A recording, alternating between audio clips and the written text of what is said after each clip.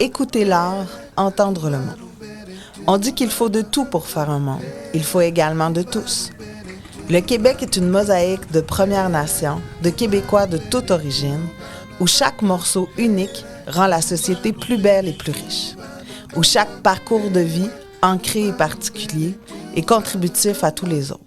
1000 chemins vers une même grande voie. Comment faciliter la liaison entre ces chemins? Comment créer des voies de passage? En écoutant l'art pour entendre le monde. Maintenant, je vous transporte dans mon salon où je vous reçois dans ma télévision. Vous comprenez le concept?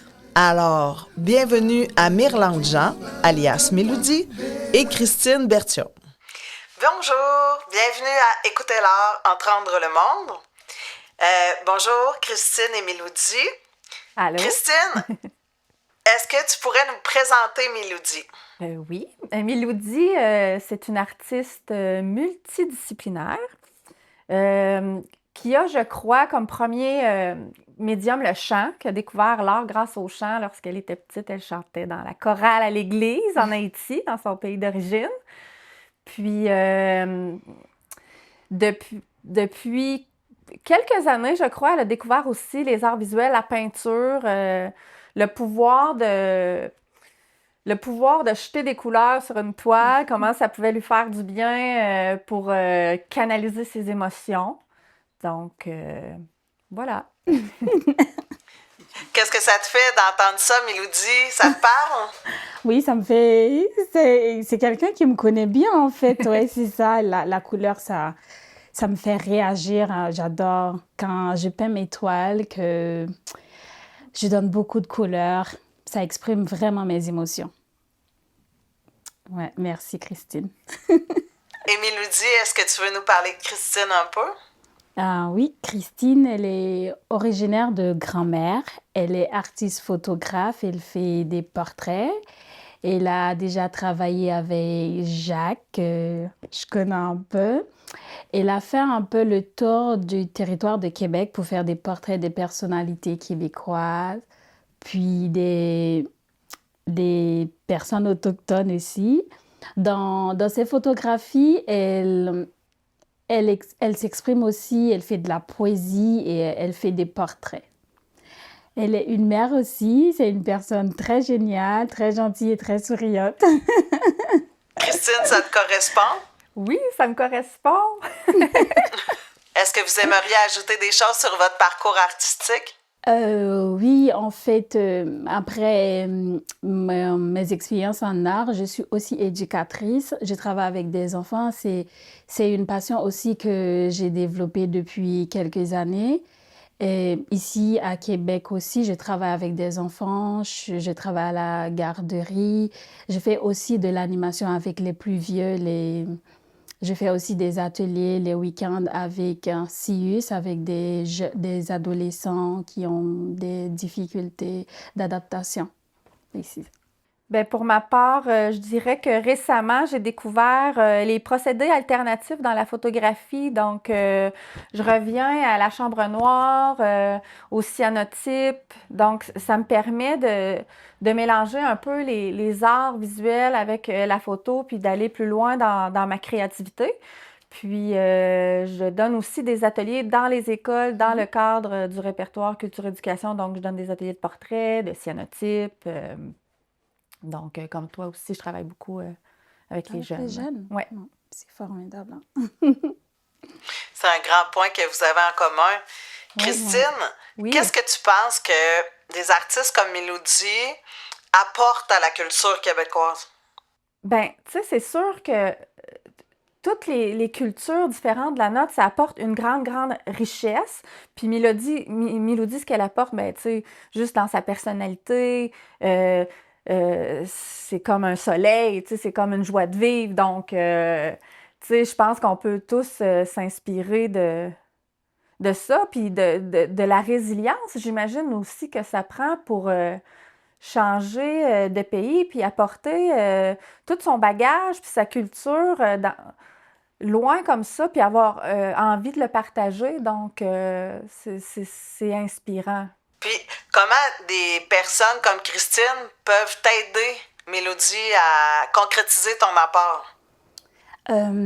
Comme tu viens de le dire, Christine, mais quand on laisse chez soi pour aller autre part, pour montrer ce qu'on sait faire, pour partager la culture, mais quand on vient aussi, on cherche à savoir, on cherche à découvrir aussi. Mais les personnes comme toi, par exemple dans tes portraits, tu nous aides aussi à connaître les gens d'ici, à connaître la culture, à connaître genre à se développer aussi. Par exemple, quand tu fais la photographie de quelqu'un, je peux juste regarder et découvrir la personne un peu. Si on observe très bien, si on regarde bien tout ce que tu fais. Donc, du coup, les personnes comme toi nous aident aussi à nous retrouver. Tu nous aides aussi à trouver un chemin à travers ce qu'on fait. Comme tu as dit, c'est comme apporter du soleil. C'est ça, mon nom d'artiste, c'est Miloudi, la fille du soleil. En Ah oui? créole, c'est Ah, mais je Miloudi, savais petite fille pas. soleil. Là. C'est Oui, donc c'est bien ça. drôle. OK. Ouais, donc du coup, c'est aussi important d'aller vers d'autres artistes de là où tu viens ou de là que tu veux explorer et tout. Toi, tu laisses des traces. Comme ça, on peut explorer, on peut observer, on peut se dire, ah ben, elle a fait quoi? Elle veut nous parler de quoi? Donc du coup, on s'inspire aussi de ce que vous faites. Et c'est très bien. Merci. C'est un beau travail. Est-ce que ça fait partie de ta démarche, Christine? Bien, ça fait partie de ma démarche de vouloir témoigner de la culture québécoise que j'aime du plus profond de mon cœur. Donc, quand je photographie des artistes, qu'ils soient connus ou pas, qui ont eux une démarche artistique, donc, puis que j'admire, ben, il faut que le portrait que je fasse soit à la hauteur de mon admiration pour ces gens-là, donc qui, eux, ont laissent une grande trace. Fait que moi, c'est une façon pour moi de transmettre ça, beaucoup avec les jeunes aussi, surtout dans les écoles. La culture québécoise se perd beaucoup, l'histoire. Donc, tu sais, si je vais dans une classe de secondaire 1, la plupart des jeunes ne savent pas c'est qui Gilles Vigneault, Richard Desjardins. Donc, je trouve ça important, à travers mon travail, de pouvoir aussi témoigner de ces rencontres-là qui sont des rencontres immenses. Là. C'est un grand, grand privilège de faire le portrait de toutes sortes de gens. Là. C'est un beau partage parce que ça laisse des traces, ça apprend aux jeunes aussi tout ce qu'ils ne savaient pas et eux aussi, ils vont apprendre aux autres. Ça laisse vraiment beaucoup de traces et c'est bien. Qu'est-ce que vous verriez toutes les deux, peut-être commencer par Christine, qu'est-ce que vous voyez comme principaux obstacles à l'inclusion de tous à la société québécoise? L'ignorance, beaucoup. Le manque d'éducation, l'ignorance, parce qu'on a souvent peur de ce qu'on ne connaît pas. Puis la désinformation aussi qu'il y a dans les médias, sur les réseaux sociaux. Ouais, je dirais l'ignorance, la peur, la désinformation, ouais. Oui, je suis tout à fait d'accord avec toi. Il y a aussi l'ouverture. Par exemple, moi, je parle créole. Si partout où je passe au Québec, je chante en créole, il y a des gens qui vont dire, bah là, je comprends rien, pourquoi ils chantent en créole? Ouais, manque C'est d'ouverture. Manque d'ouverture. Il faut qu'il y ait plus d'ouverture. Ouais. C'est une autre culture. Je vous apprends quelque chose de moi, de mon pays, d'autres personnes aussi. C'est comme si je venais ici, je chantais en anglais. C'est pareil. Il faut qu'il y ait plus d'ouverture, plus d'acceptation aussi. Ça, ce serait vraiment bien. Ça pourrait nous aider. Ouais. Est-ce que tu as vécu d'autres obstacles précis, Mélodie? Pas précisément, mais c'est surtout sur les réseaux sociaux parce que là, j'ai des personnes québécoises qui me suivent sur les réseaux sociaux. Quand je fais quelque chose en créole, il y en a qui me demandent est-ce que tu peux traduire parce que je comprends pas et tout. Je comprends que je parle créole et il faut faire une version en français aussi, mais c'est pour partager quelque chose. Il faut que...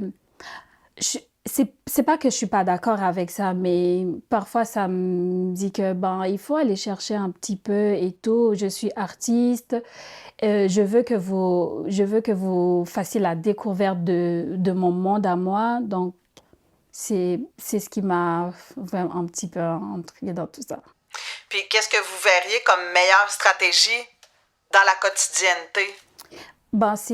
La première chose, c'est d'aller vers les artistes, d'aller essaie de les connaître un peu, faire un petit peu de recherche sur les artistes, essaie de connaître ce que fait la personne et pourquoi elle fait tel art, pourquoi elle fait ci, elle fait ça. Parce que quand tu connais la personne, c'est mieux quand tu lui poses des questions qui ne va pas le faire genre, je sais que je suis pas chez moi, mais je suis venue ici, c'est pour partager, c'est pour vivre dans un monde de découverte, d'exploration et tout. On est ensemble, on est genre... C'est comme je cherche une deuxième famille. C'est mieux d'aller découvrir, de chercher les personnes, en fait, de poser plus de questions et d'avoir des dialogues avec les gens. Christine, tout à l'heure, tu parlais de peur. Est-ce que tu vois des stratégies pour atténuer cette peur-là? Bien, la stratégie, je pense que ça commence, si on parle de notre société en général, ça commence vraiment par l'éducation, autant celle en tant que parents qu'on va donner à nos enfants que celle qu'on va leur offrir à l'école. Dans les livres d'histoire, ça commence à changer. Tu sais, moi, j'ai travaillé sur un projet qui s'appelle Ota ici Oté avec Jacques Newachiche, qui est Atikamekw, et Maya Kuzno-Molen, qui est une poétesse Innu, puis qui parle de la relation entre les Québécois et les Autochtones. Le problème, puis l'éducation a beaucoup changé. Quand moi j'étais petite, ce qu'on apprenait à l'école, ça commence à peine à changer. Donc, mes enfants commencent à recevoir la vraie histoire, là, pas celle qu'on nous a enseignée au départ. Donc, je pense que ça part, ça part de là. Puis,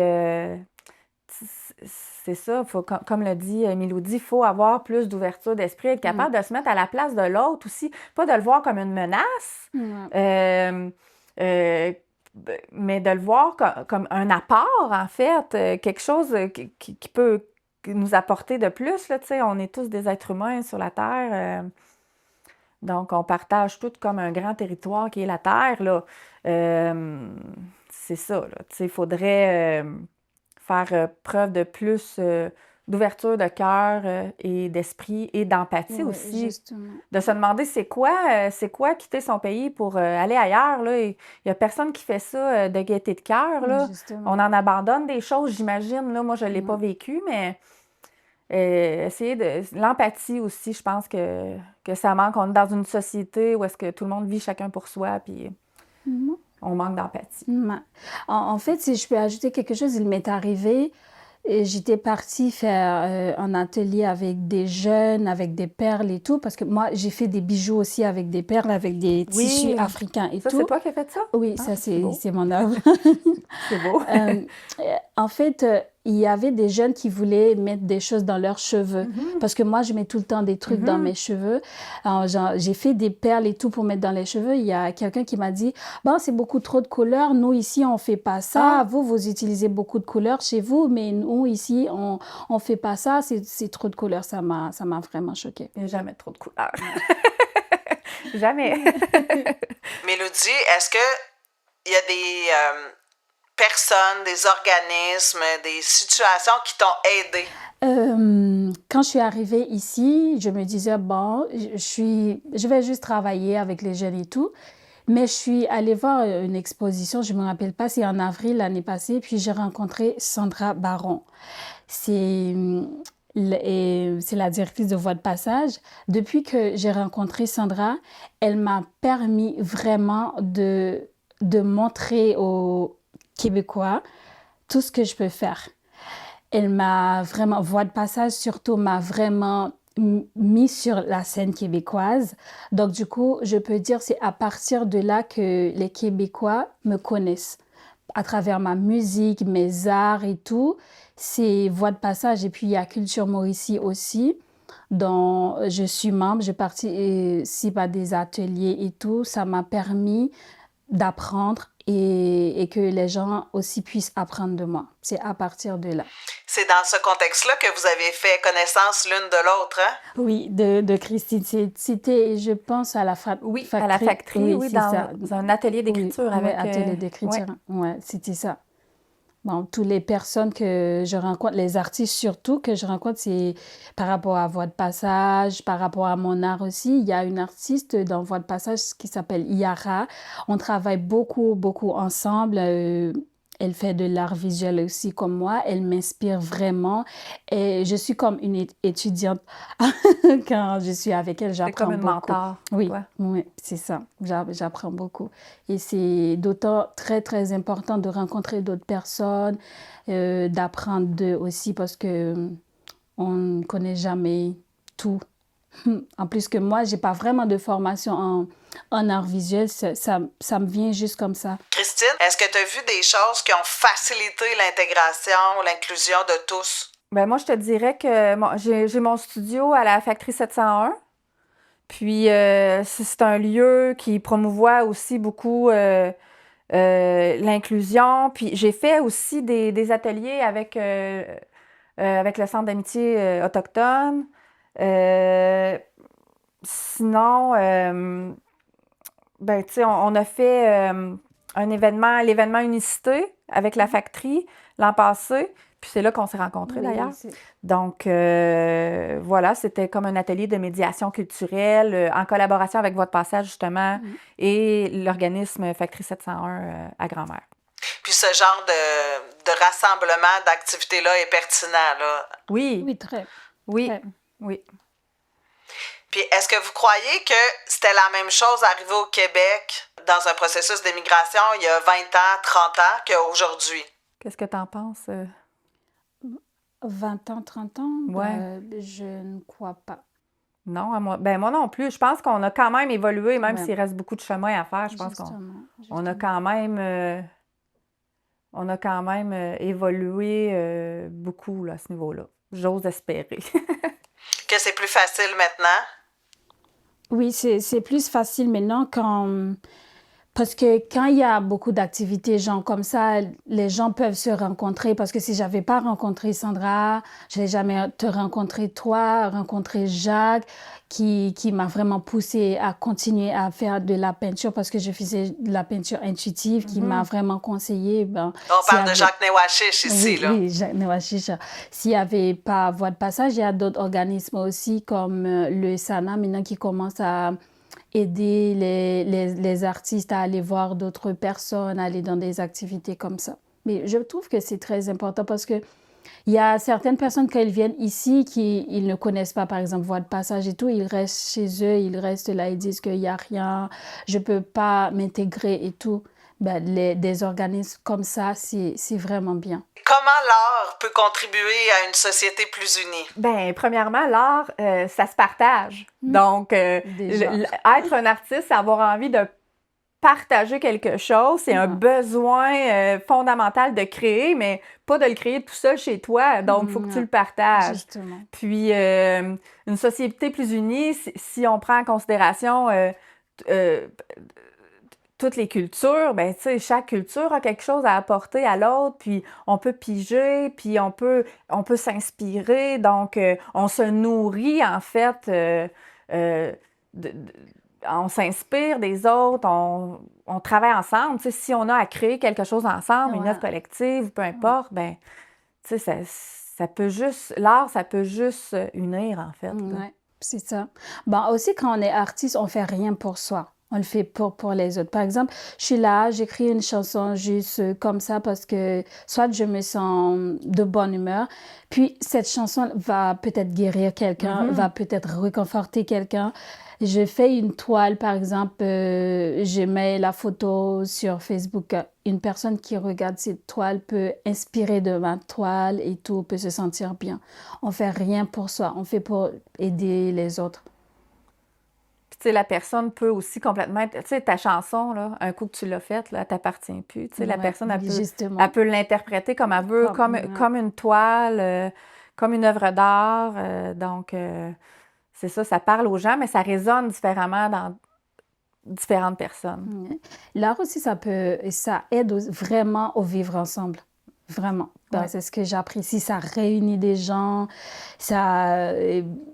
tu peux voir des personnes que tu t'es jamais dit, moi, je pourrais jamais rencontrer cette personne, mais à travers là, on peut rencontrer. Tu connectes, en fait. C'est une belle connexion d'une âme à l'autre. Justement. Ce que tu donnes, puis ce que l'autre va recevoir. Tu donnes et tu reçois en même temps. Ben, je vous remercie infiniment toutes les deux. Ce balado a été rendu possible grâce au soutien financier du ministère de l'Immigration, de la Francisation et de l'Intégration.